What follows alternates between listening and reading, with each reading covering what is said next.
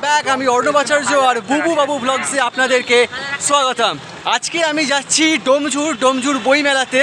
অবশ্য ডোমজুর বইমেলাতে যাওয়ার একটা আমার কারণ আছে, সেটা হচ্ছে এই যে আমার মা বসে আছেন।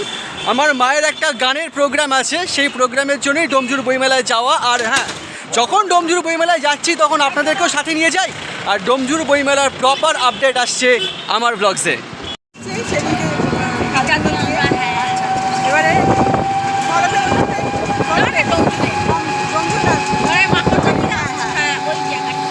পৌঁছালাম ডোমজুর বইমেলাতে, আর আমি এখন ডোমজুর বইমেলাতে প্রবেশ করছি। আচ্ছা, আপনাদের একটু রুটটা বলে দিই। আপনাদের রুটটা হচ্ছে, আমরা দাসনগর থেকে এসছি।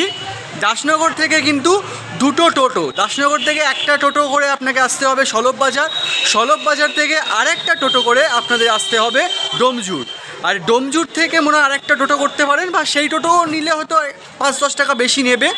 সেখান থেকেও এই ডোমজুর বইমেলাতে, অর্থাৎ দাসনগর থেকে 20 টাকা, আর সেখান থেকে হয়তো 25 টাকা, মেবি আপনারা 50 টাকার বিনিময়ে চলে আসতে পারেন এই ডোমজুর বইমেলাতে।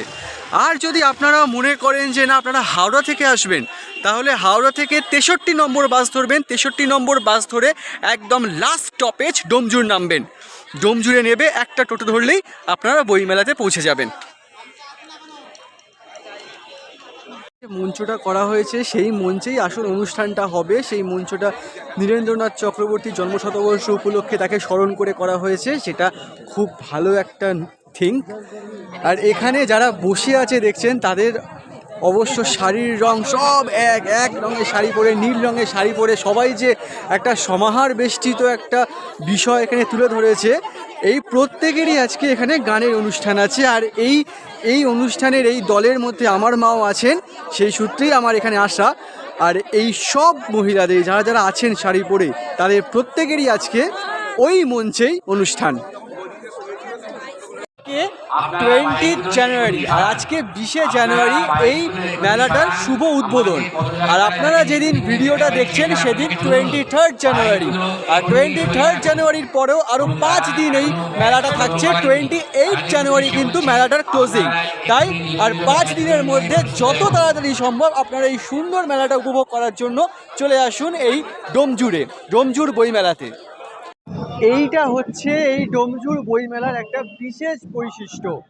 সেটা হচ্ছে ডোমজুর বইমেলাতে এরা যে বইমেলাটা শুভ সূচনা করে এই পদযাত্রার মাধ্যমে, এবং এই শুভ সূচনা এবং এই পদযাত্রাটার একটি নাম আছে, বইয়ের জন্য হাঁটো, যা সম্প্রীতির আয়োজনে করা হয়েছে। আর এই পদযাত্রার মাধ্যমেই শুভ উদ্বোধন হবে ডোমজুর বইমেলার। বইয়ের জন্য পদযাত্রা সমস্ত বইপ্রেমী দর্শকের উদ্দেশ্যে জানাচ্ছি, আপনারা পদযাত্রার সাথে ভালোবেসে বইপ্রেমী দর্শককে সকলকে তার শুভ বইমেলার শুভেচ্ছা অভিনন্দন। আজ 28 বইমেলার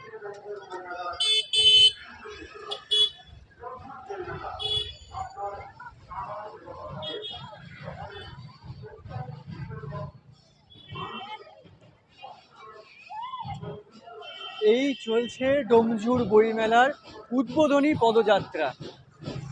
সেই পদযাত্রায় মানুষের সমাগম বেশ চোখে পড়ার মতো। শুধু চোখে পড়ার মতনই না, বেশ বর্ণাঢ্য এবং বেশ রঙিন। এই শুভ উদ্বোধন যত দূর যায় শুধু এই পদযাত্রার মানুষের ঢল। সত্যি বইপ্রেমী মানুষদের, সাংস্কৃতিক মানুষদের সারা চোখে পড়ার মতো।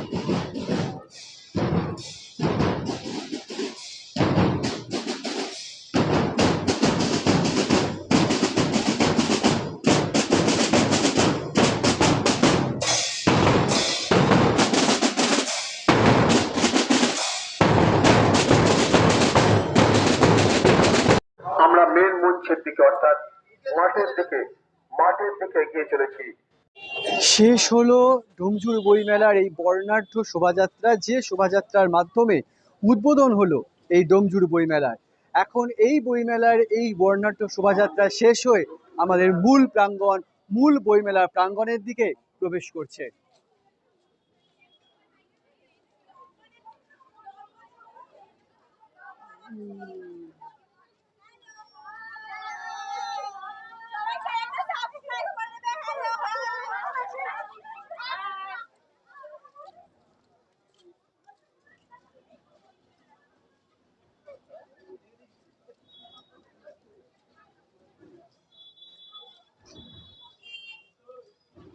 এই বইমেলার এই অনুষ্ঠানের এক একটা এগুলো পার্ট, গানের পার্ট, কবিতার পার্ট গেল।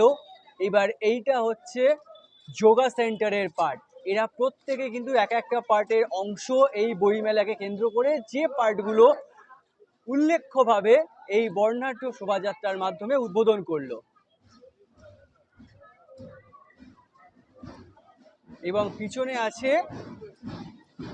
ব্যান্ড পার্টি, যে ব্যান্ড পার্টির আওয়াজ, যে ব্যান্ড পার্টির তালে এই শোভাযাত্রা আরও রঙিন হয়ে উঠল এবং এই শোভাযাত্রা আরও বেশি বর্ণাঢ্যময় হয়ে উঠল।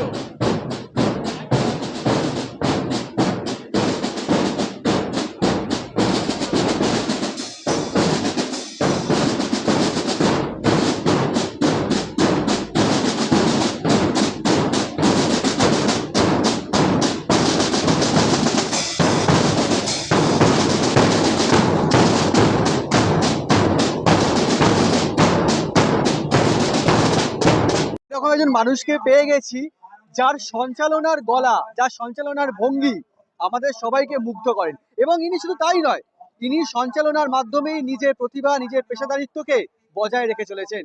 আচ্ছা, ঘোষকটা কি আপনার সাইডে, মানে সাইডে না পেশায়? পেশা। আচ্ছা, আপনাকে কি কোনো জায়গায় কন্ট্যাক্ট করলে আপনি সেখানে কাজ করেন?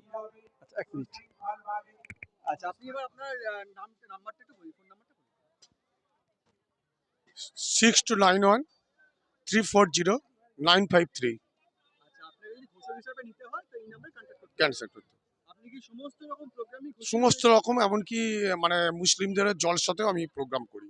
আচ্ছা, একটা ছোট্ট প্রশ্ন করছি, সেটা হচ্ছে এই যে ঘোষক আপনি হবেন বা আপনি যে সঞ্চালনা করবেন, এই ন্যাকটা আপনার কিভাবে এলো?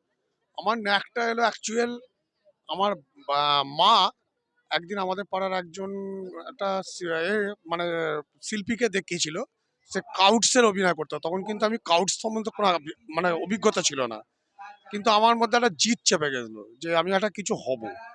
তো আজকে আপনাদের সকলের আশীর্বাদে এবং আমার বাবা মায়েরও আশীর্বাদে আমি একটা লক্ষ্যে পৌঁছেছি এবং আমি এখন মোটামুটি জি বাংলার কাজ করছি সঞ্চালনার। যেমন মনে করুন, যারা জি বাংলার গানে পারফর্ম করে বেরিয়ে গেছে তাদের সঙ্গে আমি সঞ্চালন করছি। তা এই জন্যে আমি মোটামুটি সব জায়গায় কাজ করি বা কাজ করাই। ধন্যবাদ।